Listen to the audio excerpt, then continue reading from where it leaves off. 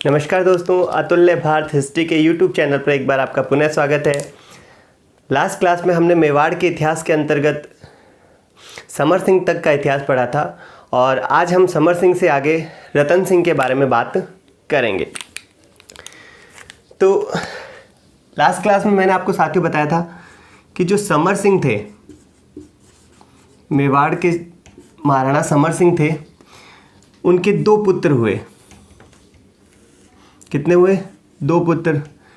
एक का नाम था रतन सिंह, जबकि दूसरे का नाम था कुंभकर्ण। ठीक है, जो समर सिंह थे इनके दो पुत्र हुए, एक का नाम रतन सिंह, दूसरे का नाम कुंभकर्ण। जो कुंभकर्ण था वह यहाँ से नेपाल चला गया। कहाँ चला गया?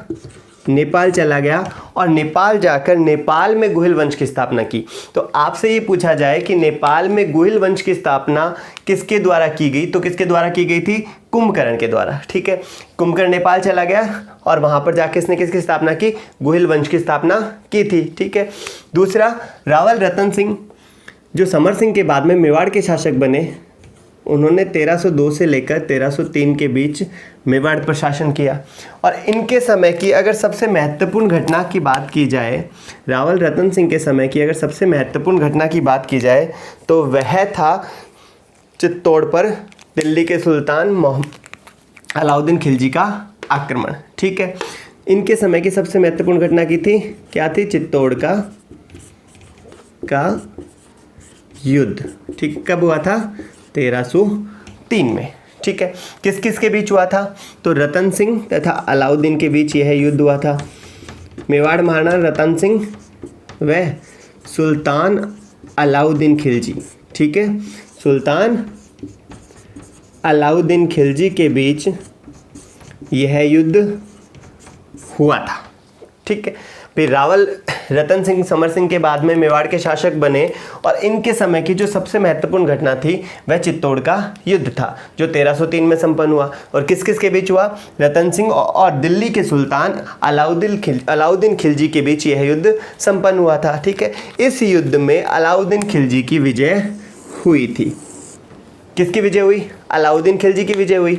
अब इस युद्ध के कुछ कारण थे। ठीक है, उन कारणों पे बात करें और इस युद्ध के जो कारण थे उन्हीं पर एग्ज़ाम में कई बार प्रश्न पूछे जा चुके हैं और भविष्य में भी उन पर क्वेश्चन पूछे जाने की संभावना बनती है। ठीक है, तो चित्तौड़ युद्ध के जो कारण थे उनकी बात की जाए तो उनमें जो पहला कारण था वह क्या था? चित्तौड़ पर जो आक्रमण के कारण थे उसमें पहला कारण था अलाउद्दीन की साम्राज्यवादी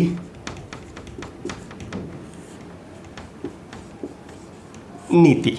ठीक है, आपको पता है अलाउद्दीन सल्तनत का ऐसा शासक था जिसने एक बड़ी सेना स्थापित की थी और उसका उद्देश्य था कि एक बहुत बड़े क्षेत्र पर वह राज करना चाहता था। उसने सिकंदर की तरह विश्व विजेता बनने की भी योजना बनाई थी, लेकिन अपने एक मित्र के सुझाव पर उसने इसका विचार त्याग दिया था। ठीक है, तो एक साम्राज्यवादी सुल्तान था, इसी कारण वह अपने पड़ोस में चित्तौड़ जैसा सुदृढ़ किला अस्तित्व में स्वीकार नहीं कर सकता था। ठीक है, तो अलाउद्दीन चित्तौड़ को अपने आप में खतरा मानता था। अपने जो साम्राज्य था उसके आसपास कोई चित्तौड़ जैसा सुदृढ़ किला वह स्वीकार नहीं करना चाहता था, इस कारण उसने चित्तौड़ पर आक्रमण किया। दूसरा कारण, अगर दूसरे कारण की बात की जाए तो दूसरे कारण के अंतर्गत अलाउद्दीन के द्वारा गुजरात, मालवा और मध्य प्रदेश, ठीक है, जीत लिए गए थे। ठीक है, अलाउद्दीन ने अपनी साम्राज्यवादी नीति के तहत गुजरात, मालवा और मध्य प्रदेश पर विजय हासिल कर ली थी। ठीक है, तो ये राजस्थान का जैसे नक्शा है साथियों, तो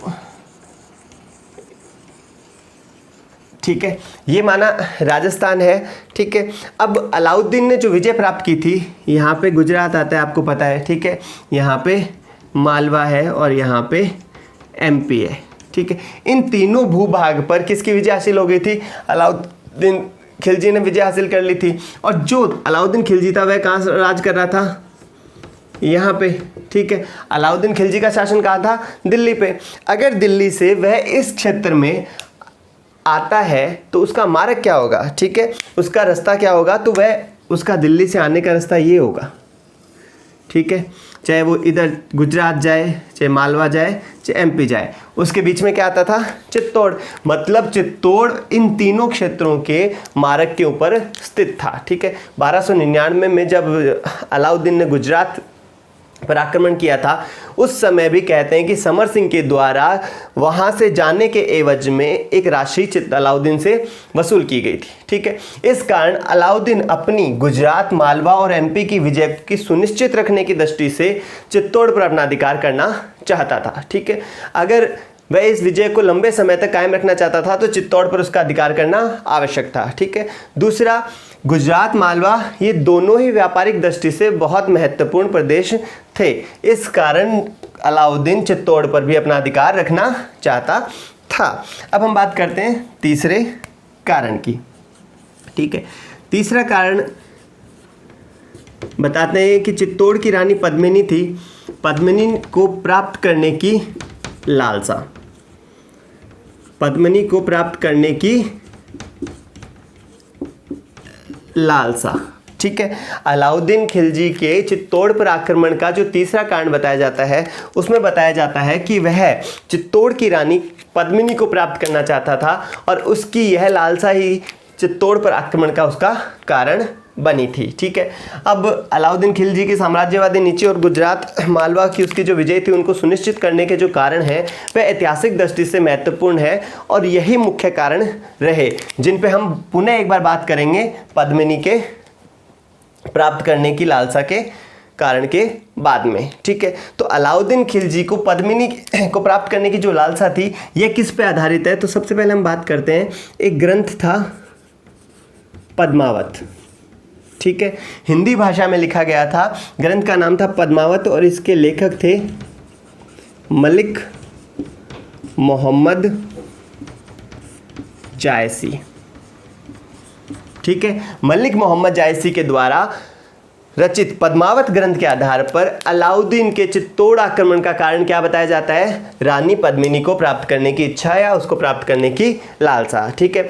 पद्मावत में मलिक मोहम्मद जायसी लिखता है, पद्मावत में मलिक मोहम्मद जायसी लिखता है कि सिंहल द्वीप, क्या लिखता है, सिंहल द्वीप। सिंहल द्वीप कहाँ है, वर्तमान में जो श्रीलंका है ना, उसका प्राचीन काल में क्या नाम था, सिंहल द्वीप था। सिंहल द्वीप के राजा गंधर्व सेन तथा उनकी रानी चंपावती, क्या नाम था, गंधर्व सेन और चंपावती। कि श्रीलंका अर्थात सिंहल द्वीप था ना, उसके राजा, उसके शासक गंधर्व सेन तथा उनकी रानी चंपावती की राजकुमारी, जिसका क्या नाम था, इनकी जो राजकुमारी थी ना उसका क्या नाम था, रानी पद्मिनी, ठीक है।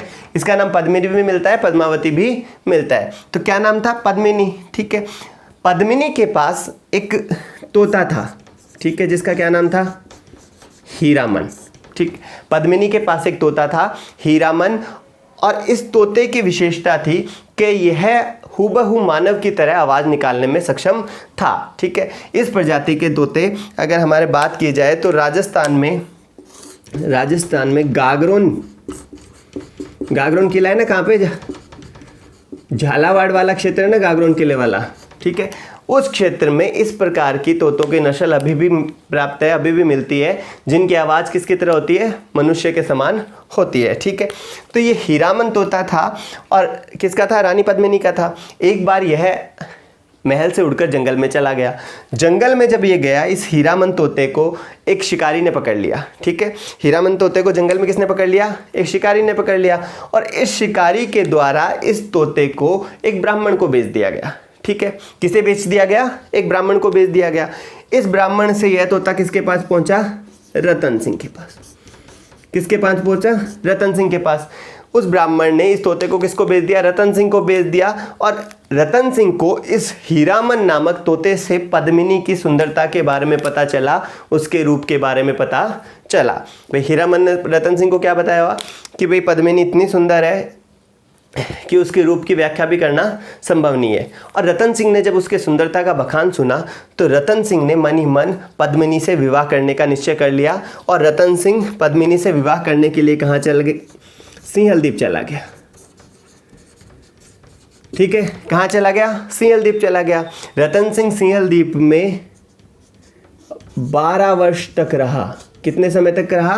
12 वर्ष तक रहा। एक जोगी का भेष धारण करके वह गंधर्व सेन के जो महल था उसके आसपास भटकता रहा और पद्मिनी से मिलने की चेष्टा करता रहा। कहते हैं कि गंधर्व सेन को इस पर शक हुआ, तो गंधर्व सेन ने जब इसे पकड़कर अपने समक्ष पेश करवाया तो रतन सिंह ने जब बताया कि वह चित्तौड़ का शासक है और आपकी पुत्री गंधर्व सेन की जो पुत्री थी रानी पद्मिनी उससे विवाह करना चाहता है, तब गंधर्व सेन ने स्वेच्छा से रतन सिंह से अपनी पुत्री का विवाह कर दिया। मतलब रानी पद्मिनी का विवाह किसके साथ कर दिया गया? रतन सिंह के साथ कर दिया गया। इसके उपरांत रतन सिंह सिंहलदीप से कहाँ आ गए? पुनः मेवाड़ आ गए। ठीक है, रतन सिंह सिंहलदीप से वापस कहाँ आ गए? मेवाड़ आ गए। और जब मेवाड़ आए तो मेवाड़ में इस समय राघव चेतन, ठीक है, राघव चेतन, कुछ बुक्स में इसका नाम काला चेतन भी मिलता है।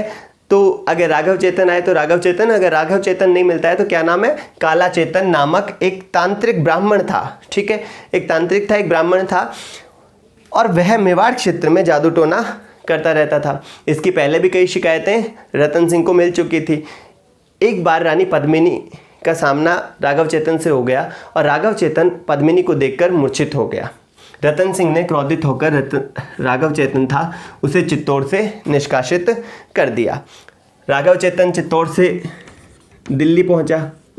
कहाँ पहुंचा? दिल्ली पहुंचा और वहाँ पे इसने सुल्तान अलाउद्दीन को पद्मिनी के बारे में बताया। किसने बताया? राघव चेतन ने बताया। राघव चेतन क्या था? एक तांत्रिक था, एक ब्राह्मण था, एक तांत्रिक ब्राह्मण था। और इसे जब रतन सिंह के द्वारा चित्तौड़ से निष्कासित कर दिया गया तो वह दिल्ली पहुंचा और दिल्ली पहुंचकर सुल्तान अलाउद्दीन खिलजी को किसके बारे में बताया? रानी पद्मिनी की सुंदरता के बारे में बताया। क्यों बताया? क्योंकि वह रतन सिंह से बदला लेना चाहता था और अलाउद्दीन ही इस कार्य में सक्षम था। भाई अलाउद्दीन अगर चित्तौड़ पे आक्रमण करता तो अलाउद्दीन उस समय का शक्तिशाली सुल्तान था, इसलिए वही राघव चेतन का बदला पूरा कर सकता था। राघव चेतन ने सुल्तान अलाउद्दीन को बताया कि भाई पद्मिनी इतनी सुंदर है और वह तो किसके हरम में होनी चाहिए?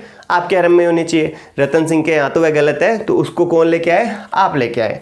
और सुल्तान अलाउद्दीन पद्मिनी को प्राप्त करने के लिए चित्तौड़ की तरफ बढ़ गया। ठीक है, उसने चित्तौड़ पर आक्रमण कर दिया। ठीक है, ये सब बातें कौन लिख रहा है? मलिक मोहम्मद जायसी लिख रहा है। ठीक है, मलिक मोहम्मद जायसी कहता है कि सुल्तान ने राघव चेतन से पद्मिनी की प्रशंसा सुनने के उपरांत, उसके रूप की प्रशंसा सुनने के उपरांत चित्तौड़ पर आक्रमण कर दिया। वह चित्तौड़ पहुंचा तो उसने 8 वर्ष तक, कितने वर्ष तक? 8 वर्ष तक चित्तौड़ का घेरा डाले रखा। ठीक है, अगले 8 वर्ष तक अलाउद्दीन खिलजी चित्तौड़ का घेरा डाल के बैठा रहा। ठीक है, यहाँ पे चित्तौड़ था, यहाँ पे इसका घेरा डाल के बैठा रहा। और 8 वर्ष के बाद जब वह सफल नहीं हुआ, किसमें? चित्तौड़ विजय में सफल नहीं हुआ, तो उसने राणा रतन सिंह के साथ संधि कर ली। ठीक है, क्या कर ली? राणा रतन सिंह के साथ संधि कर ली। और संधि के वक्त उसने राणा रतन सिंह को कहा कि भाई मैं, अपनी संधि तो हो ही गई है अब, तो एक बार मैं चित्तौड़ का जो किला है ना उसको देखना चाहता हूँ। ठीक है, इसी कारण अलाउद्दीन को चित्तौड़ के किले के अंदर लेके जाया गया। रतन सिंह ने चित्तौड़ के किले को दिखाया और इसी समय अलाउद्दीन ने एक इच्छा और रखी कि मैं एक बार रानी पद्मिनी को भी देखना चाहता हूँ। मैंने उनकी जो प्रशंसा सुनी है कि क्या वो सच में सही है। तो कहते हैं कि रानी पद्मिनी का जो छाया चित्र था वह उन्हें एक थाल में पानी भरकर उसमें दिखाया गया था। और अलाउद्दीन ने उसे देखने के बाद मन ही मन पुनः निश्चय कर लिया कि वह रानी पद्मिनी को प्राप्त करके ही रहेंगे। अलाउद्दीन को छोड़ने के लिए राणा रतन सिंह किले से बाहर तक गए। वहाँ पर अलाउद्दीन ने धोखे से उन्हें अपने कैंप में ले गए और वहाँ से जो अपने सैन्य शिविर से उन्हें दिल्ली लेकर चले गए। ठीक है, अलाउद्दीन जब असफल हो गया तो वह उन्हें कहाँ लेकर चला गया? दिल्ली लेकर चला गया। ठीक है, और उसने राजपूत सरदारों से, मेवाड़ी सरदारों से यह मांग रखी कि यदि वह पद्मिनी को किसको सौंप दें? अलाउद्दीन खिलजी को सौंप दे। अलाउद्दीन खिलजी को अगर पद्मिनी को सौंप दिया जाए तो वह क्या करेगा? वह रतन सिंह को स्वतंत्र कर देगा। ठीक है, मेवाड़ी सरदार इस पर विचार कर ही रहे थे कि रानी पद्मिनी ने स्वयं सरदारों के समक्ष एक प्रस्ताव रखा। उन्होंने योजना बनाई कि हम स्वयं दिल्ली जाएंगे। ठीक है, और इस योजना के अंतर्गत उनके द्वारा कहा गया, रानी पद्मिनी ने क्या कहा? 1600 पालकियों में हम अपनी दासियों की जगह जो वीर राजपूत योद्धा थे उन्हें साथ लेकर जाएंगे, और इन 1600 पालकियों में 11,200 राजपूत योद्धा उनके साथ गए। ठीक है, फिर अलाउद्दीन खिलजी ने मांग क्या की थी कि रानी पद्मिनी को किसको सौंप दिया जाए? उसे सौंप दिया जाए तो वह राणा रतन सिंह को स्वतंत्र कर देगा। ठीक है, राणा रतन सिंह को स्वतंत्र कर देगा और पद्मिनी ने यह मांग स्वीकार कर ली। पद्मिनी ने योजना बनाई कि वह अपनी दासियों के साथ कहाँ जाएगी? दिल्ली जाएगी, और जो पालकियाँ होंगी उनमें जो पालकी उठाने वाले होते हैं उनके स्थान पर राजपूत योद्धा होंगे। ठीक है, तो कहते हैं 11,200 राजपूत योद्धा इन पालकियों में बैठकर और उनको उठाकर लेकर गए। किसके साथ? पद्मिनी के साथ गए। जैसे ही पद्मिनी दिल्ली पहुंची, उसने सुल्तान के समक्ष एक शर्त रखी कि वह आखिरी बार रतन सिंह से मिलना चाहती है, कि भाई इसके बाद तो वैसी अलाउद्दीन के हरम में ही रहेगी, लेकिन एक बार वह अपने पति से मिलना चाहती है। कहते हैं अलाउद्दीन ने स्वीकृति दे दी। जैसे ही वह रतन सिंह से मिली तो राजपूत योद्धाओं ने अपने जो असली रूप में थे उसमें आ गए, उन लड़ाई शुरू कर दी, और वहाँ से रानी पद्मिनी और रतन सिंह दोनों निकलकर किस तरफ रवाना हुए? चित्तौड़ की तरफ रवाना हुए। चित्तौड़ की तरफ रवाना हो गए। इस दौरान दिल्ली से जब रतन सिंह और पद्मिनी निकल रहे थे तो गोरा और बादल, कौन? गोरा और बादल, गोरा और बादल दोनों आपस में चाचा भतीजे थे, और यह पद्मिनी के भाई और चाचा थे। इनके द्वारा सल्तनत की सेना का सामना किया गया और ये वीरतापूर्वक लड़ते हुए अंत में वीर गति को प्राप्त हुए।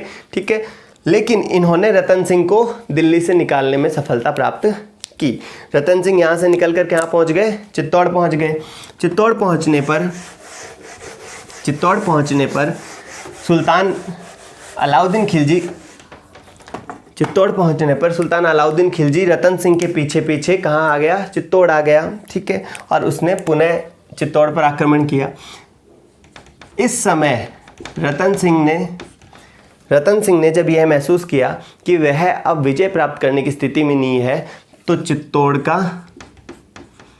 प्रथम साका संपन्न हुआ। ठीक है, जब रतन सिंह और राजपूत मेवाड़ी सरदारों को यह एहसास हुआ कि वह अलाउद्दीन खिलजी से लड़ने में सक्षम नहीं रहे हैं, तो उन्होंने साके का निर्णय लिया। अब साका क्या होता है साथियों? साका के अंतर्गत 2 क्रियाएं होती हैं। पहला केसरिया, पहला क्या होता है? केसरिया, तथा दूसरा जौहर। ठीक है, राजपूताना के जो शासक हुआ करते थे उनके अंतर्गत सैन्य जो प्रणाली थी उसमें यह प्रसिद्ध था कि यदि राजा को यह एहसास हो जाता कि वह अब जीतने में सक्षम नहीं है तो वह क्या करता था? साका करता था। मतलब अपनी पराजय को सुनिश्चित मानकर साके का निर्णय लिया जाता था, जिसके अंतर्गत राजपूत वीर जो होते थे, राजपूत योद्धा जो होते थे, वह सर पर केसरिया साफा बांधकर और युद्ध भूमि में जाते थे, जबकि राजपूत स्त्रियां होती थी या राजघराने की जो स्त्रियां होती थी वे जीवित ही अग्नि में प्रवेश कर स्वयं की जीवन को समाप्त कर लेती थी। इसका मुख्य कारण था कि जब विजय की कोई आसार नहीं रहते थे तो राजपूतों को लगता था कि वह जब युद्ध में हार जाएंगे तो उनके बच्चों के साथ, उनकी स्त्रियों के साथ जो आक्रांता आ रहा है वह अत्याचार करेगा। इस कारण ये स्त्रियां स्वेच्छा से, अपनी मर्जी से ही क्या होती थी? अग्नि में प्रवेश करती थी, जौहर करती थी और सती हो जाती थी। ठीक है, अब चित्तौड़ का प्रथम साका कब हुआ था? 26 अगस्त 1303 में। केसरिया किसके नेतृत्व में हुआ? रतन सिंह। ठीक है, जबकि जौहर किसके नेतृत्व में हुआ? रानी पद्मिनी के नेतृत्व में जौहर संपन्न हुआ। ये सब बातें कौन लिखता है? मलिक मोहम्मद जायसी लिखता है। ठीक है, डॉक्टर दशरथ शर्मा, क्या नाम है? डॉक्टर दशरथ शर्मा एकमात्र इतिहासकार हैं जो इस वाक्य से सहमत हैं, जो पद्मिनी के अस्तित्व को स्वीकार करते हैं और कहते हैं कि अलाउद्दीन ने पद्मिनी को प्राप्त करने की इच्छा से चित्तौड़ पर आक्रमण किया था। अन्य इतिहासकार इस कहानी को सत्य नहीं मानते और वह केवल इसे एक साहित्य का अंश मात्र मानते हैं, जिसमें ऐतिहासिक पात्र जरूर हैं लेकिन वह इतिहास की तरह सत्य नहीं है। ठीक है, अब जो पद्मिनी की कहानी है उसको सत्य नहीं मानने वाले अगर इतिहासकारों की बात करें तो डॉक्टर गौरीशंकर ओझा। कौन? डॉक्टर गौरीशंकर ओझा। जो पद्मावत, मलिक मोहम्मद जायसी का पद्मावत है, इसके अतिरिक्त कर्नल टोड भी पद्मिनी की कहानी को कुछ बदलाव के साथ स्वीकार करते हैं। फरिश्ता भी इसे स्वीकार करते हैं। फरिश्ता ने भी पद्मिनी की कहानी के बारे में लिखा है, लेकिन गौरीशंकर ओझा इसे अस्वीकार करते हुए तर्क देते हैं कि जो पद्मावत था वह कब लिखा गया था? 1540 में। ठीक है, 1540 में मलिक मोहम्मद जायसी के द्वारा पद्मावत लिखा गया। यह जो चित्तौड़ का युद्ध था, चित्तौड़ का प्रथम साका हुआ था, उससे 240 वर्ष बाद में की बात है। तो ये बात गौरीशंकर ओझा स्वीकार नहीं करते। दूसरी तरफ जो फरिश्ता के द्वारा बात की गई वह 1610 में लिखी गई थी। ठीक है, फरिश्ता के द्वारा इस बारे में जो लिखा गया वह भी कब लिखा गया? 1610 में। तो गौरीशंकर ओझा इसे स्वीकार नहीं करते और वे कहते हैं कि यह केवल कल्पना मात्र है, ऐसा कुछ नहीं हुआ था। और इसे सिद्ध करने के लिए कहते हैं कि राणा रतन सिंह का जो राजकाल था वह 1302 से 1303। ठीक है, लगभग एक वर्ष मात्र के कार्यकाल में यह कैसे संभव है कि 12 वर्ष राणा रतन सिंह कहाँ रह के आ गया? सिंहल द्वीप में। और 8 वर्ष तक अलाउद्दीन ने चित्तौड़ का घेरा डाले रखा। ठीक है भाई, उसने राज 1 साल किया तो ये 20 साल की बात कहाँ से आ गई? ठीक है, दूसरा, सल्तनत का सबसे शक्तिशाली सुल्तान अलाउद्दीन खिलजी और उस समय की सबसे बड़ी सेना, उसने 8 वर्ष तक चित्तौड़ का घेरा डाले रखा, फिर भी वे चित्तौड़ को जीतने में सक्षम नहीं हुए। ये भी बात सही नहीं लगती। ठीक है, इसलिए मलिक मोहम्मद जायसी ने पद्मावत में जो लिखा उसे ऐतिहासिक ना मानते हुए गौरीशंकर ओझा ने अस्वीकार कर दिया है। ठीक है, इसी संदर्भ में गौरीशंकर ओझा अमीर खुसरो द्वारा खजाइनुल फतू में लिखित बातों का भी तर्क लिखते हैं। अमीर खुसरो खजाइनुल फतू। ठीक है, जो खजाइनुल फतू है वह किसके द्वारा रचित है? अमीर खुसरो के द्वारा। ठीक है, अमीर खुसरो सल्तनत काल का एक प्रसिद्ध कवि था, एक प्रसिद्ध साहित्यकार था, इतिहासकार था। ठीक है, अमीर खुसरो ने ग्रंथ लिखा था जिसका नाम था खजाइनुल फतू। खजाइनुल फतू में अमीर खुसरो अलाउद्दीन की युद्ध विजयों के बारे में लिखता है। और यह व्यक्ति जब अलाउद्दीन ने चित्तौड़ पर आक्रमण किया था उस समय भी किसके साथ आया था? अलाउद्दीन खिलजी के साथ में आया था। तो अमीर खुसरो क्या लिखता है कि 28 जनवरी 1303 को सुल्तान चित्तौड़ पहुंचा। ठीक है, और इसने 8 माह तक चित्तौड़ का घेरा डाले रखा। 8 माह के बाद में 26 अगस्त 1303 को जब राजपूतों ने स्वयं को विपरीत स्थिति में पाया तो वे किले से बाहर निकले। एक भीषण युद्ध हुआ जिसमें राजपूत वीरता से लड़े किंतु अंततः पराजित हो गए। राणा रतन सिंह भी मृत्यु को प्राप्त हुए। इसी घटना के दौरान लक्ष्मण सिंह और उसके 7 पुत्र, सिसोदा सामंत थे लक्ष्मण सिंह और उसके 7 पुत्र भी किले की रक्षा करते करते वीरगति को प्राप्त हो गए। ठीक है, साथ में वह लिखता है सुल्तान ने चित्तौड़ी पहाड़ी पर, कौन सी पहाड़ी पर? चित्तौड़ी पहाड़ी पर। ये पहाड़ी गंभीरी और बेड़च नदी के बीच स्थित थी। कौन सी नदी के बीच स्थित थी? गंभीरी नदी और बेड़च नदी के बीच स्थित थी। गंभीरी और बेड़च नदी के बीच स्थित थी और इस पर अपना सैन्य शिविर लगाया और इस चित्तौड़ी पहाड़ी से दरबार का संचालन करता था कौन? अलाउद्दीन खिलजी। ठीक है, अलाउद्दीन खिलजी जब विजय प्राप्त करने के उपरांत किले में पहुंचा तो उसने देखा कि जो राजपूत स्त्रियां हैं वो जौहर कर चुकी हैं। वहाँ पे ना उसे कोई बच्चा मिला ना कोई स्त्री मिली और युद्ध के पश्चात उसने 30,000 कितने 30,000 हिंदुओं को मृत्यु के घाट उतार दिया। ये वर्णन है अमीर खुसरो का, जो अगर ऐतिहासिक दृष्टि से देखा जाए तो उचित भी लगता है, क्योंकि वह 8 माह का समय बताता है और 8 माह उचित भी प्रतीत होता है कि 8 माह तक राजपूत जो चित्तौड़ का किला था या राजपूत थे वह अलाउद्दीन खिलजी का संघर्ष सामना करने में सक्षम थे। लेकिन 8 वर्ष थोड़ा अतिशयोक्तिपूर्ण है, इस कारण इसे स्वीकार नहीं किया जा सकता। ठीक है, ये अमीर खुसरो किसके बारे में लिखता है? चित्तौड़ के युद्ध के बारे में लिखता है। आगे अमीर खुसरो लिखता है कि चित्तौड़ विजय के उपरांत अलाउद्दीन ने चित्तौड़ का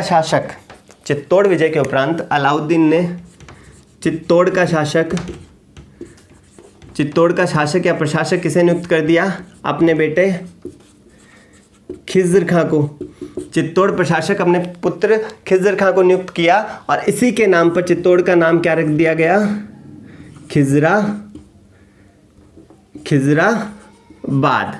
ठीक है, खिज़्र खां के नाम पर चित्तौड़ का नाम क्या रख दिया गया? खिज़राबाद।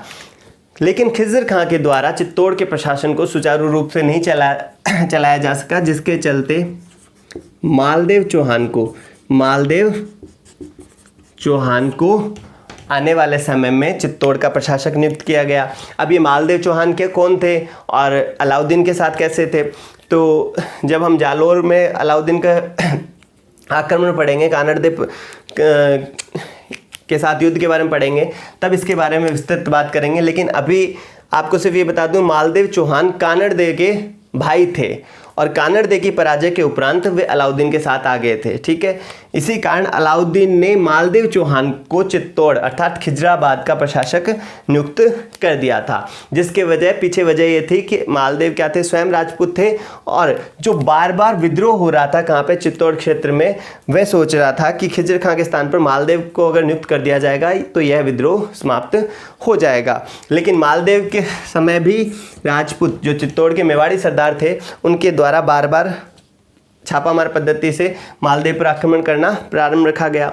मालदेव के उपरांत जेता चौहान, कुछ जगह बनवीर चौहान भी मिलता है, के द्वारा चित्तौड़ का प्रशासन संभाला गया। ये मालदेव चौहान के पुत्र थे और इन्हीं से हमीर सिसोदिया ने 1326 में पुनः चित्तौड़ प्राप्त कर लिया। ठीक है, जब अलाउद्दीन की मृत्यु हो गई 1320 में, उसके उपरांत दिल्ली सल्तनत की जो प्रशासनिक व्यवस्था थी, जो सैन्य व्यवस्था थी, वह चरमरा गई। वहाँ पर जब परिस्थितियाँ बदली, उसी का फ़ायदा उठाकर हमीर सिसोदिया के द्वारा किस पे अधिकार कर लिया गया? चित्तौड़ पर पुनः अधिकार कर लिया गया। इस समय जो दिल्ली का सुल्तान था वह मोहम्मद बिन तुगलक था। ठीक है, मोहम्मद बिन तुगलक जब सुल्तान बना था तो उस समय जो विपरीत परिस्थितियां थी उन्हीं का फायदा उठाकर हमीर सिसोदिया ने चित्तौड़ पर पुनः अधिकार कर लिया और हमीर सिसोदिया ही वह व्यक्ति था जो चित्तौड़ में गुहिल वंश का पुनः संस्थापक था। तो आपसे पूछ लिया जाए कि चित्तौड़ में गुहिल वंश का पुनः संस्थापक कौन था, तो वह कौन था? हमीर सिसोदिया। ये हमीर सिसोदिया शाखा से संबंधित था और ये लक्ष्मण सिंह, सिसोदा गांव का जो लक्ष्मण सिंह अपने 7 पुत्रों के साथ वीरगति को प्राप्त हुआ था ना चित्तौड़ के युद्ध में, उसी का पौत्र था और इसके द्वारा 1326 में चित्तौड़ में सिसोदिया वंश की स्थापना की गई, जो गुहिल वंश का ही एक भाग था। ठीक है, इसी के साथ आज की क्लास को हम यहीं विराम देते हैं और अगली क्लास में हमीर को आगे बढ़ाते हुए और मेवाड़ के इतिहास पर पुनः आगे बढ़ते हुए एक बार फिर मिलेंगे। धन्यवाद।